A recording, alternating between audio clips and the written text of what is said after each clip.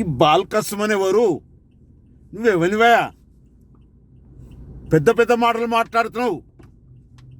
కండ కావురమా? మదమా? డబ్బులు బాగా పిచ్చిలేసిందా? నాలుక కనుక మందమై షేర్లు వస్తే ఉప్పు పసుపు పెట్టి రాకుతాం. ఎక్కడికి దొరికితే అక్కడికి మాట్లాడుతున్నావు. ఏం బుద్ధి లేదా? చదువుకోలేదా? జ్ఞానం లేదా? ఒక సభల ఈ రాష్ట్ర ముఖ్యమంత్రి రేవంత్ రెడ్డి గారిని, ఒక జాతీయ పార్టీకి అధ్యక్షుడైన రేవంత్ రెడ్డి గారిని నోటికొచ్చిన మాట్లాడడం నీ నాలుక మందం, నాలుక చీర్స్తాం కొడుక. ఏమనుకుంటున్నావు? ఈ తెలంగాణ రాష్ట్రాన్ని తెచ్చింది కాంగ్రెస్ పార్టీ. మేం పార్లమెంట్ నుండి కొట్లాడి తెచ్చినాం, బిల్లు పెట్టించినాం. నీకు ప్రభుభక్తి కావాలనుకుంటే కేసీఆర్ బూట్లు నాకు, కేటీఆర్ పాదాలు నాకు. వాళ్ళు మెచ్చుకుంటారు. అట్లా కూడా మెచ్చుకోకపోతే నేను ఫోన్ చేసి చెప్తా వాడిని మెచ్చుకోమని. ఏం మాట్లాడుతావు?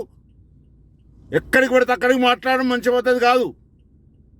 నువ్వేంటిది? నీ స్థాయి ఏంది? నీ పద్ధతి ఏంది? నీవు పెద్దపల్లికి పోయినాడు రబ్బర్ చెప్పులతో వేరే కొడుక. ఇంత డబ్బు ఎక్కడికి వచ్చింది? ప్రజలను ముంచి మోసం చేసి డబ్బులు సంపాదించి ఎక్కడికి పడితే అక్కడికి మాట్లాడుతూ ఉన్నావు కొడుక. నీ సంగతి తెలుస్తారు. అదే పెద్దపల్లి ప్రజలు, అదే చెన్నూరు ప్రజలు ఉరికిచ్చి కొడతారు కొడుక.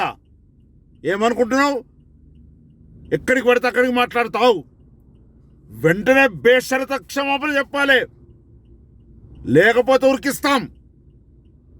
ఏమనుకుంటున్నావు? ఇది హెచ్చరికగా భావించవలసిందిగా డిమాండ్ చేస్తూ ఇంకోసారి ఇలా మాట్లాడితే పెద్దపల్లి ప్రజానీకానికి విజ్ఞప్తి చేస్తున్నాను. ఈ బాల్కసుమన్ను పొలిమేర దాటి కదక మెట్టుపల్లికి పోయేదాకా ఉరికిచ్చి కొట్టాలని విజ్ఞప్తి చేస్తా ఉన్నాను. ధన్యవాదాలు.